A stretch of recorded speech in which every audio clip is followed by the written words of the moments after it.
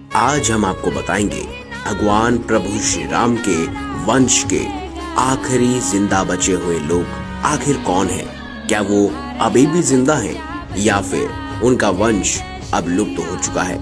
आज की इस खास वीडियो में आपको यही जानने को मिलेगा। दोस्तों, भरत के दो पुत्र थे, तार्श और पुष्कर। लक्ष्मण के पुत्र चित्रागत और चंद्रकेतु और शत्रुघ्न के पुत्र सुबाहु और शूरसेन थे। मथुरा का नाम पहले शूरसेन था। लव और कुश राम तथा सीता जी के जुड़वा बेटे थे। जब राम जी ने वानप्रस्थ लेने का निश्चय कर भरत का राज्याभिषेक करना चाहा तो भरत नहीं माने। दक्षिण कौशल प्रदेश में कुश और उत्तर कौशल में लव का अभिषेक किया गया। राम ने कुश को दक्षिण कौशल और कुशस्थली और अयोध्या राज्य सौंपा तो लव को पंजाब दिया। लव ने लाहौर को अपनी राजधानी बनाया। आज के तक्षशिला में तब भरत पुत्र तक्ष और पुष्करावती में पुष्कर सिंहासन रूढ़ थे और हिमाचल में लक्ष्मण पुत्रों अंगद और अंगद पुत्र और चंद्रकेतु का चंद्रावती में शासन था। मथुरा में शत्रुघ्न के पुत्र सुबाहु का और दूसरे पुत्र शत्रुघाती का बेलसा में शासन था। राम के काल में भी कौशल राज्य उत्तर कौशल और दक्षिण कौशल में विभाजित था। कालिदास के रघुवंश अनुसार राम ने अपने पुत्र लव को शरावती का और कुश को कुशावती का राज्य दिया था। शरावती और श्रावस्ती माने तो निश्चय ही लव का राज्य उत्तर भारत में था और कुश का राज्य दक्षिण कौशल में।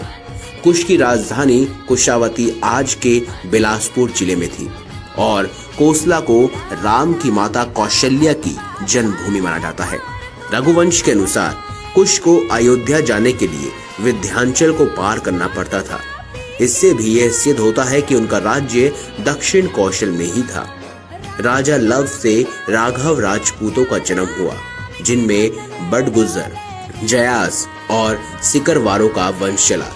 इसकी दूसरी शाखा भी सिसोदिया राजपूत वंश की, जिनमें बसैला और गुहिल वंश के राजा हुए। कुश से कुशवाहा राजपूतों का वंश चला और ऐतिहासिक तथ्यों के अनुसार लव ने लवपुरी नगर की स्थापना की, जो वर्तमान में पाकिस्तान स्थित शहर लाहौर है। यहाँ के एक किले में लव का एक मंदिर भी बना हुआ है। लवपुरी को बाद में लौहपुरी कहा जाने लगा। दक्षिण पूर्व एशियाई देश लाओस थाई नगर लोहपुरी दोनों ही उनके नाम पर रखे गए स्थान है। अब बात करते हैं कुश के वंशज आखिर कौन थे।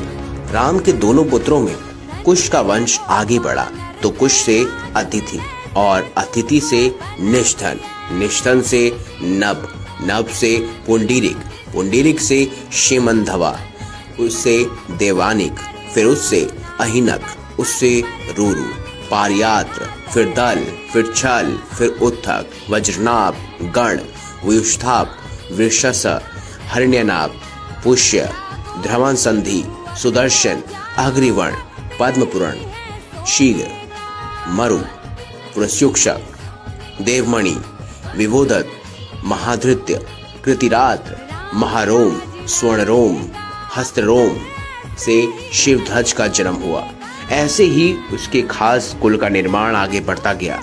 कुलवंश के राजा शिरध्वज को सीता नाम की एक पुत्री हुई और सूर्यवंश इसके आगे भी बढ़ा, जिसमें कृति नामक राजा का पुत्र जनक हुआ, जिसने योग मार्ग का रास्ता अपनाया था।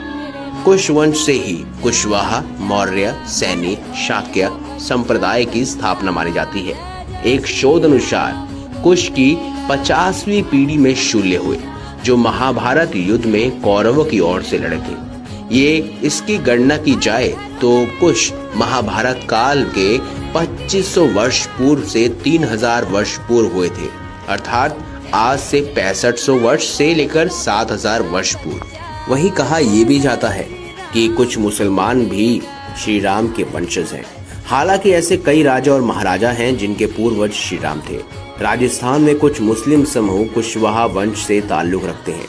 मुगल काल में इन सभी को धर्म परिवर्तन करना पड़ा, लेकिन ये सभी आज भी खुद को प्रभु श्री राम का वंशज ही मानते हैं। दोस्तों, आपको ये बता दें कि डीएनए शोधकर्ता अनुसार उत्तर प्रदेश के 65% मुस्लिम ब्राह्मण, बाकी राजपूत, कासिस्तत, खत्री, वैश्य और दलित वंश से ताल्लुक रखते हैं। और लखनऊ में SGPGI के वैज्ञानिकों ने फ्लोरिडा और स्पेन के वैज्ञानिकों के साथ मिलकर किए गए आनुवांशिक शोध के आधार पर यह निश्चय निकाला है कि बहुत सारे मुस्लिम यदुवंशी माने जाते हैं जो कि श्री राम के वंशज हैं और वह उत्तर प्रदेश में रहते हैं।